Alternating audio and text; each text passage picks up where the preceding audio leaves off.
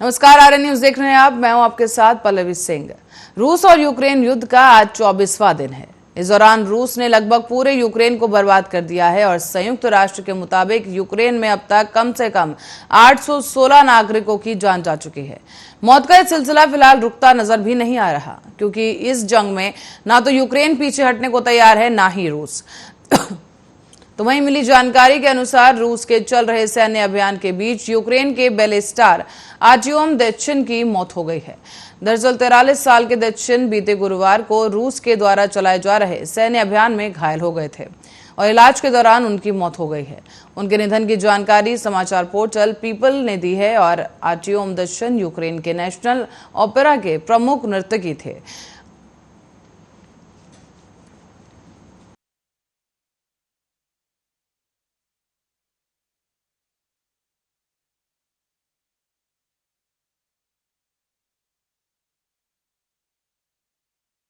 तो वहीं उन्हें यूक्रेन के फेमस बैले डांसर के नाम से भी जाना जाता था और वहीं शुक्रवार को कीव में उनका अंतिम संस्कार किया गया है। आपको बता दें कि देशों के बीच चल रही इस जंग में अब तक लाखों लोग अपनी परिवार और खुद की जान बचाने के लिए देश छोड़कर भाग भी चुके हैं। तबाही का ये आलम है कि युद्ध में संयुक्त राष्ट्र के मुताबिक यूक्रेन में अब तक कम से कम 816 नागरिकों की जान जा चुकी है। वहीं संयुक्त राष्ट्र का अनुमान है कि युद्ध की शुरुआत के बाद से यूक्रेन के अंदर लगभग 65 लाख लोग विस्थापित हुए हैं। दूसरी तरफ यूक्रेन का कहना है कि रूस ने जो बम छोड़े उनमें से कई बम फटे ही नहीं और उन्हें निष्क्रिय करने में सालों लगेंगे।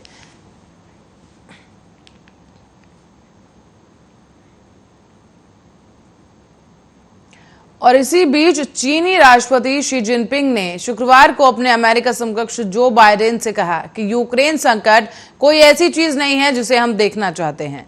साथ ही उन्होंने विश्व शांति और स्थिरता के लिए अंतर्राष्ट्रीय दायित्वों को पूरा करने को लेकर अमेरिका चीन के संयुक्त सहयोग की अपील की थी। शी ने एक वीडियो कॉन्फ्रेंसिंग के जरिए आयोजित शिखर बैठक में बाइडेन से कहा कि शांति और विकास की मौजूदा प्रवृत्ति गंभीर चुनौतियों का सामना कर रही है। विश्व ना तो शांत है, ना ही स्थिर है। यूक्रेन संकट कोई ऐसी चीज नहीं जिसे हम देखना चाहते हैं। यूक्रेन पर रूसी आक्रमण का चीन द्वारा निंदा नहीं करने को लेकर अब बीजिंग की अमेरिका द्वारा की जा रही आलोचना के बीच शी ने ये टिप्पणी की है। उल्लेखनीय है कि चीन और रूस के बीच करीबी संबंध हैं और चीनी विदेश मंत्रालय ने आपको बता दें कि चीनी विदेश मंत्रालय ने शी जिनपिंग को उद्धृत करते हुए कहा कि संघर्ष और टकराव किसी के हित में नहीं है और शांति और सुरक्षा को अंतर्राष्ट्रीय समुदाय को महत्व देना चाहिए। शी जिनपिंग ने ताइवान समेत कई मुद्दों का लेकर उथल पुथल के दौर से गुजर रहे चीन और अमेरिका संबंधों को सही रास्ते पर लाने की भी अपील की। उन्होंने कहा कि संयुक्त राष्ट्र सुरक्षा परिषद का स्थायी सदस्य और विश्व की दो प्रमुख अर्थव्यवस्थाओं होने के नाते हमें चीन और अमेरिका संबंधों को अवश्य ही सही रास्ते पर आगे बढ़ाना चाहिए। हालांकि ये स्पष्ट नहीं है कि उन्होंने यूक्रेन संकट खत्म करने की अपील की है या नहीं, क्योंकि उनकी टिप्पणी पर कोई स्पष्टीकरण नहीं आया है।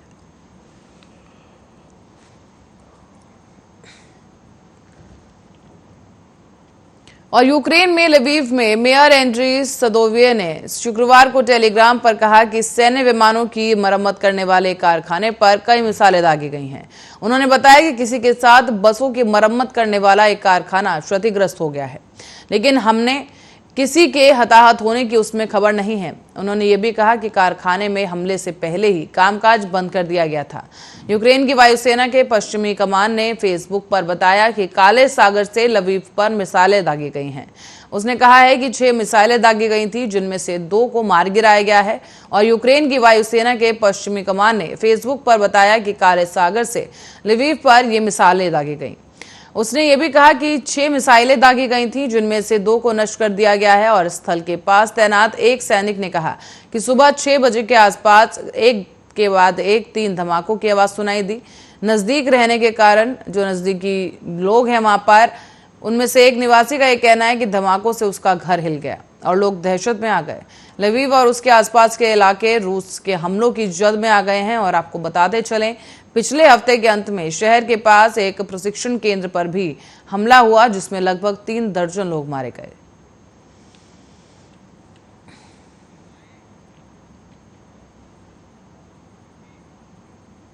अब बात करें पाकिस्तान की, तो पाकिस्तान के प्रधानमंत्री इमरान खान की सत्तारूढ़ पार्टी के करीब 2 दर्जन असंतुष्ट सांसदों ने संसद में विपक्ष द्वारा पेश किए गए अविश्वास प्रस्ताव पर उनके खिलाफ वोट करने की खुलेआम धमकी दी, जिससे सरकार बचाए रखने को लेकर अब खान की चुनौतियां बढ़ गई हैं। पाकिस्तान मुस्लिम लीग नवाज और पाकिस्तान पीपुल्स पार्टी के लगभग 100 सांसदों ने 8 मार्च को नेशनल असेंबली सचिवालय में एक अविश्वास प्रस्ताव पेश किया था और इसमें आरोप लगाया गया था कि खान के नेतृत्व वाली पाकिस्तान तहरीके इंसाफ पार्टी की सरकार देश में आर्थिक संकट और बढ़ती महंगाई के लिए जिम्मेदार है। अविश्वास प्रस्ताव के संबंध में नेशनल असेंबली का सत्र 21 मार्च को बुलाया जा सकता है, जबकि इस पर सदन में मतदान 28 मार्च को कराए जाने की संभावना है।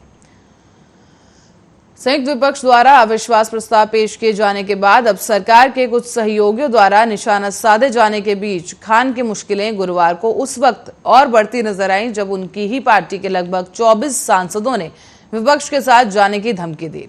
असंतुष्ट सांसदों में शामिल रजा रियाज ने एक न्यूज एजेंसी से कहा है कि बढ़ती महंगाई को काबू करने में खान विफल रहे हैं, जबकि एक अन्य सांसद नूर आलम खान ने समा न्यूज को बताया कि उनकी कई शिकायतों पर सरकार में कोई सुनवाई नहीं हुई। रियाज ने कहा कि हम उन 2 दर्जन से अधिक सदस्यों में शामिल हैं जो सरकार की नीतियों से खुश नहीं हैं।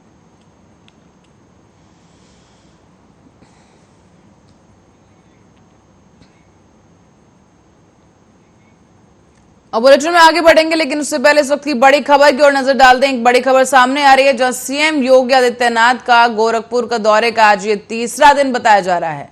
आपको बता दें, गोरखपुर दौरे पर पहुंचे हैं सीएम योगी आदित्यनाथ और आज उनके दौरे का तीसरा दिन है। गोरखपुर में मौजूद हैं सीएम योगी आदित्यनाथ, जहां गोरखपुर में अब वो फूलों और गुलाल की होली खेलेंगे। आपको बता दें, सीएम नरसिंह शोभा यात्रा भी निकालेंगे और सीएम योगी आदित्यनाथ रथ पर सवार होकर सीएम योगी यात्रा निकालेंगे। गोरक्षनाथ मंदिर में दूर दराज से इस वक्त श्रद्धालु पहुंच रहे हैं और इस दौरान सीएम योगी आदित्यनाथ जल्द ही होली खेलते नजर आएंगे। आपको बता दें, गुलाल और फूलों के साथ सीएम योगी आदित्यनाथ होली खेलेंगे। गोरक्षनाथ मंदिर में भीड़ मौजूद हो रही है लोगों की, लगातार लोग पहुंच रहे हैं दूर दराज से।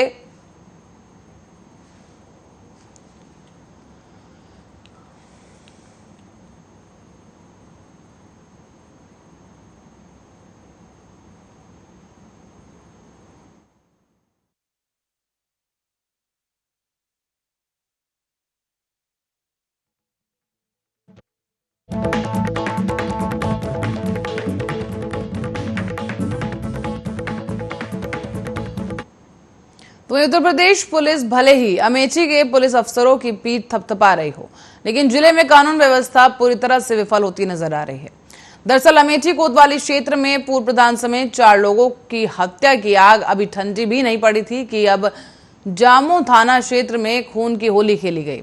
रंग लगाने को लेकर यह हुआ विवाद और इस विवाद के दौरान 2 लोगों की पीट कर हत्या कर दी गई, जबकि विवाद के दौरान 7 लोग जख्मी हुए हैं।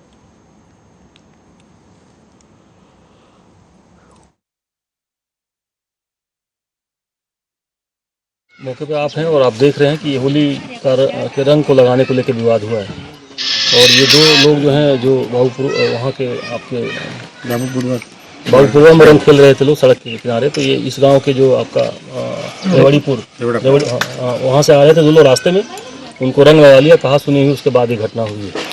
तो आदमी की मृत्यु की सूचना है दौरान इलाज और तकरीबन 5 आपको बता दें, रंग लगाने को लेकर यहां 2 पक्षों में विवाद हुआ, जिस दौरान 2 की मौत हो गई, जबकि 7 लोग गंभीर रूप से घायल बताए जा रहे हैं। ये होली के दिन का मामला है, जहां पर रंग लगाने को लेकर विवाद भड़क गया। मामूली कहासुनी से बढ़कर के विवाद इतना बढ़ गया कि इस दौरान मारपिटाई शुरू हो गई 2 पक्षों के बीच और इसी दौरान 2 लोगों की मौत हो गई। कहा जा रहा है कि पीट कर उनकी हत्या कर दी गई है, जबकि 7 लोग इस पूरी घटना के दौरान घायल हो गए हैं।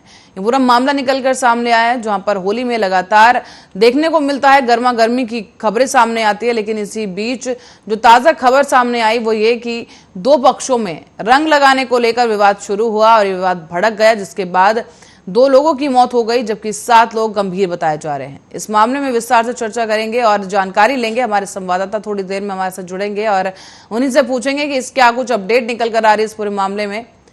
और आपको बताते चलें कि पुराने रंजिशों के चलते दो पक्षों में जमकर मारपीट और पथराव हुआ और ये भी बता दें आपको कि उपद्रवियों ने डीएम और एसपी समेत अन्य प्रशासनिक गाड़ियों में तोड़फोड़ कर महिला पुलिसकर्मी समेत आधा दर्जन पुलिसकर्मियों को घायल कर दिया है। बताया यह भी जा रहा है कि रंग डालने को लेकर विवाद शुरू हुआ था, जिसके बाद मारपीट और पथराव के दौरान दोनों पक्षों के कई लोग घायल हो गए। तो वहीं वीडियो के मुताबिक बीजेपी के वर्तमान चेयरमैन और कौशाम्बी जिले के बीजेपी जिला पंचायत अध्यक्ष प्रतिनिधि को पुलिस ने गिरफ्तार कर लिया है।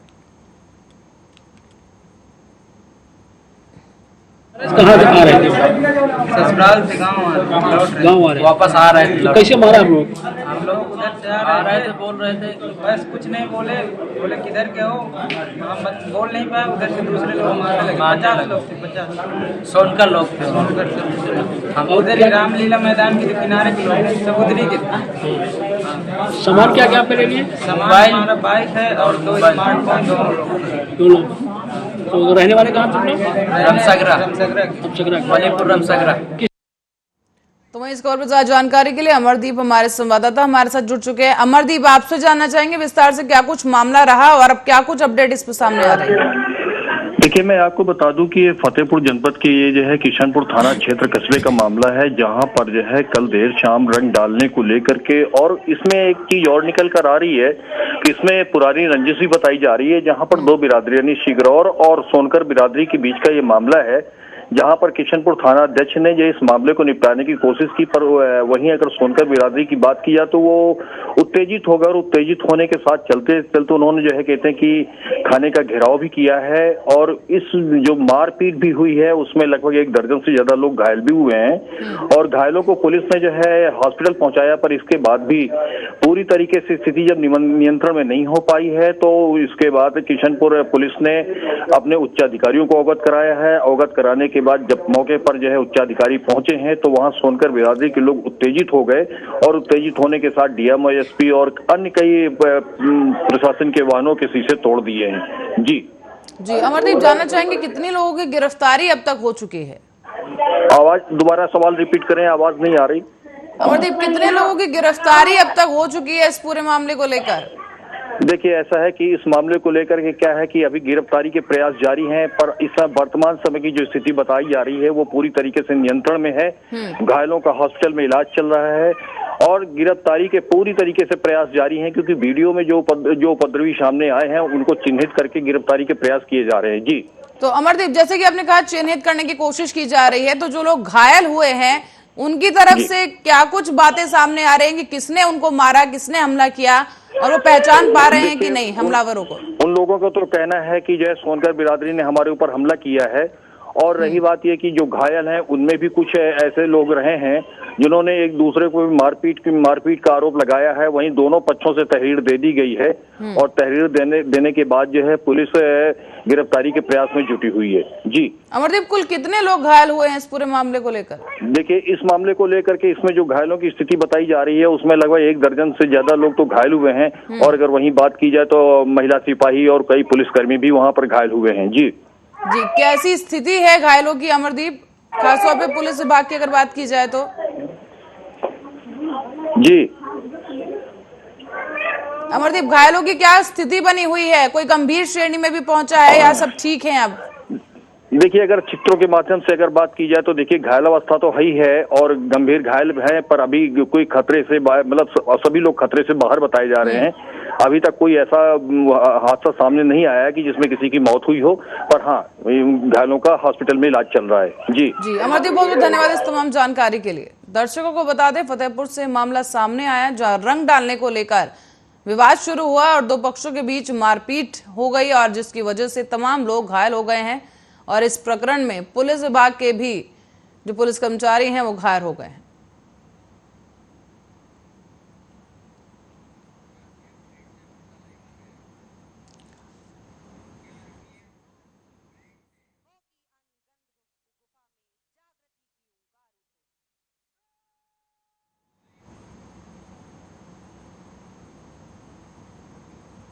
और इसी बीच आपको ले चलेंगे, गृह मंत्री अमित शाह लाइव इस वक्त यहां पर मौजूद हैं और जो आ रहे हैं एक संबोधन कर रहे हैं।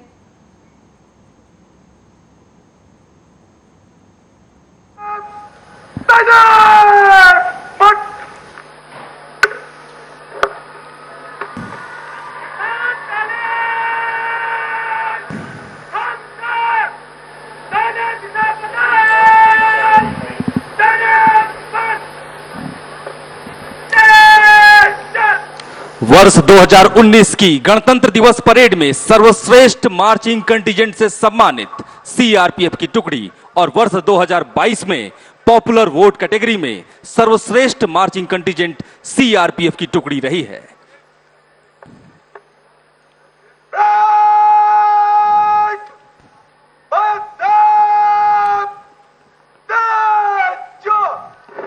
राष्ट्र के प्रति संपूर्ण समर्पण, जीत का निश्चय, जोश से चौड़े सीने, गर्व से उन्नत मस्तक, अपनी क्षमता, प्रशिक्षण और योग्यता पर पूर्ण विश्वास और बुलंद हौसलों के साथ परेड के दस्ते सलामी मंच की ओर आगे बढ़ते हुए।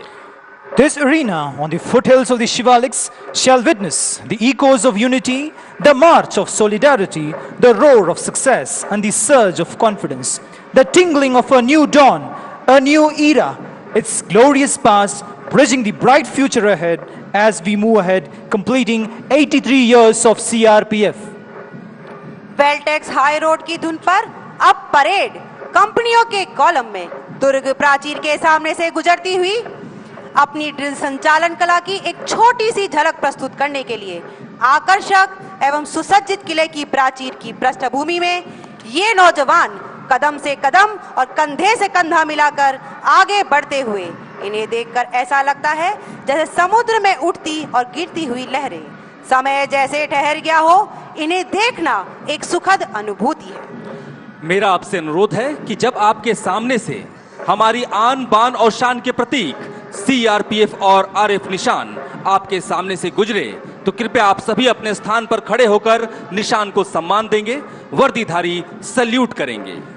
पैगाम प्रेम का देते मंदिर मस्जिद गुरुद्वारे, गुलशन है वतन हमारा, हम पहरेदार अमन के, हम पहरेदार अमन के। To the tune of Sare Jahan Se Acha, the parade is now marching towards the saluting base. The smart turnout and the excellent march past exhibits their capability to work together, breathe together and move towards their goal with confidence. बड़े ही जोश के साथ parade commander और द्वितीय कमान अधिकारी ने अभिनंदन किया मुख्य अतिथि महोदय का। और उनके 3 कदम पीछे आज की परेड के परेड द्वितीय कमान अधिकारी श्री अजय सिंह परमार और अब आज की पहली टुकड़ी महिला टुकड़ी जिसकी कमान है श्रीमती प्रज्ञा वाजपेयी सहायक कमांडेंट के हाथों में। And approaching the saluting dais now is the proud contingent of the Dehradun sector commanded by Shri Prahalad Chaudhary, Assistant Commandant. और अब मंच की ओर अग्रसर आज की परेड का तीसरा दस्ता जम्मू सेक्टर का जिसकी कमान संभाल रहे हैं श्री वीसी पंत सहायक कमांडेंट। मेरा आपसे अनुरोध है कि कृपया निशान के सम्मान में अपने स्थान पर खड़े हो जाएं, वर्दीधारी सल्यूट करें।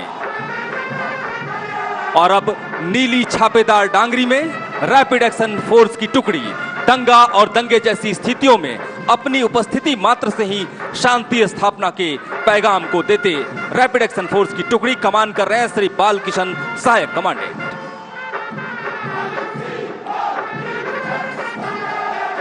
आपसे अनुरोध है कृपया निशान के सम्मान में अपने स्थान पर खड़े हो जाएं, वर्दीधारी सैल्यूट करें।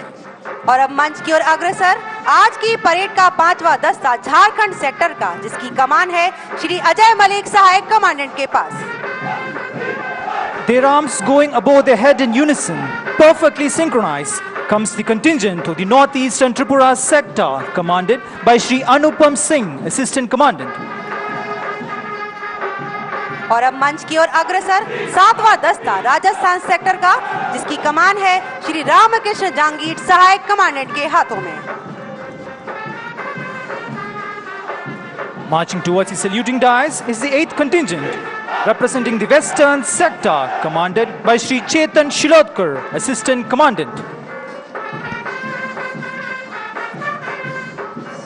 और इसके पीछे आज की परेड के परेड एडजुटेंट श्री अनादि दयाल उप कमांडेंट। और अब आ रही है कोबरा क्षेत्र की टुकड़ी सहायक कमांडेंट डीपी पांडे की कमान में हेल मार्च करती हुई ऊंचे कदमों से तेज कदमों से आगे बढ़ती हुई यह टुकड़ी वीर पराक्रमे जयी। और अब आप देख रहे हैं पहली जिप्सी में सवार केंद्रीय रिजर्व पुलिस बल के कीर्ति चक्र से सम्मानित श्री चेतन कुमार चीता कमांडेंट श्री राहुल माथुर उप कमांडेंट। और अब आ रही हैं पद्मश्री श्रीमती सुश्री एन कुंजू रानी देवी।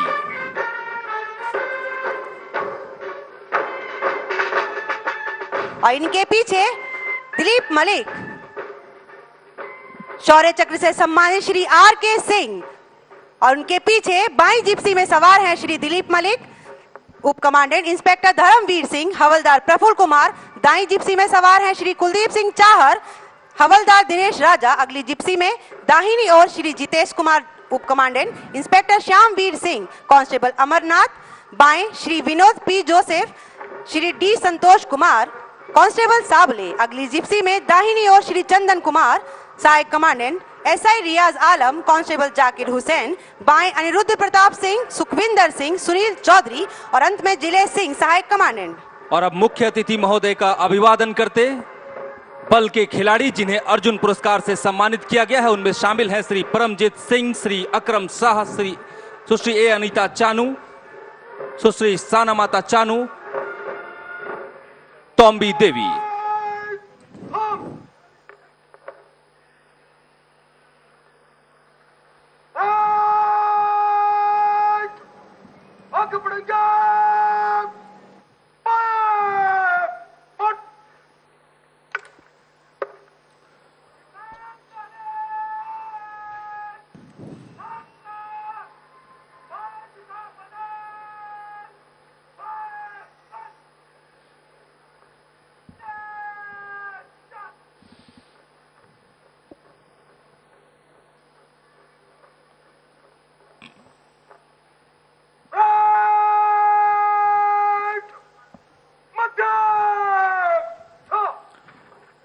और इस बेहतरीन मार्च पास्ट के बाद स्वयं को निरीक्षण लाइन पर सुव्यवस्थित करती हुई परेड मध्य सच की कार्रवाई की जा रही है।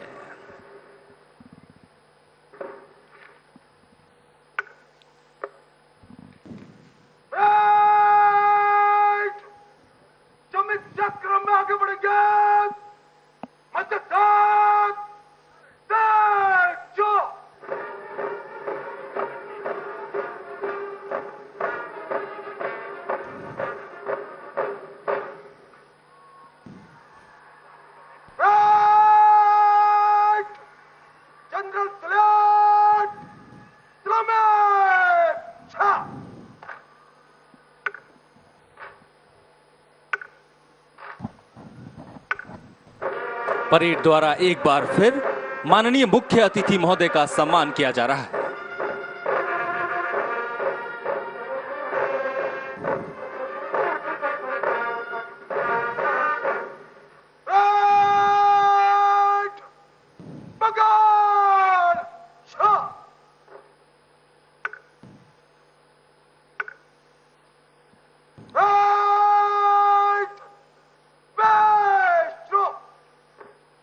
और अब मैं श्री कुलदीप सिंह महानिदेशक महोदय से स्वागत भाषण प्रस्तुत करने का अनुरोध करती हूं।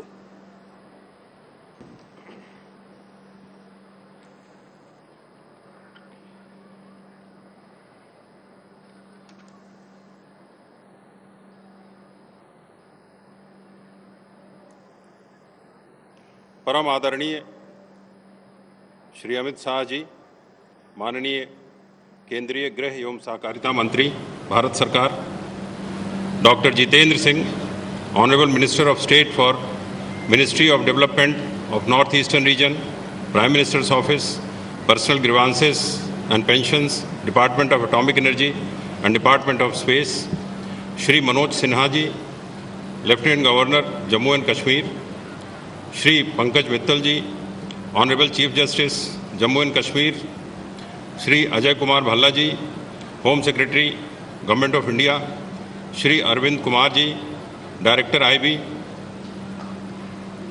Adviser government of Jammu and Kashmir, Shri R Bhatnagar ji, adviser government of Jammu and Kashmir, Shri Farooq Khan ji, Shri Dilbag Singh, DG Jammu and Kashmir, Shri Pankaj Singh, DG BSF, chief secretary Shri Arun Mehta ji, वरिष्ठ अधिकारीगण, अन्य सम्मानित सभी अतिथिगण, जनप्रतिनिधिगण, मेरे बहादुर जवानों व उनके परिवारजन, दर्शकगण, प्रिंट एवं इलेक्ट्रॉनिक मीडिया के बंधुओं, प्यारे बच्चों, देवियों एवं सज्जनों, आज के इस सीआरपीएफ दिवस परेड के पावन अवसर पर मैं आप सभी का हार्दिक स्वागत एवं अभिनंदन करता हूं। माननीय गृह मंत्री जी ने अपने व्यस्ततम कार्यक्रमों में अनेक अत्यंत व्यस्त होने के बावजूद आज इस बल की 83वीं वर्षगांठ के अवसर पर मुख्य अतिथि महोदय के रूप में हमारे बीच पधार कर अपनी गरिमामयी उपस्थिति से हम सभी को अनुग्रहित किया है, जो सीआरपीएफ के प्रति महोदय के विशेष लगाव का परिचायक है।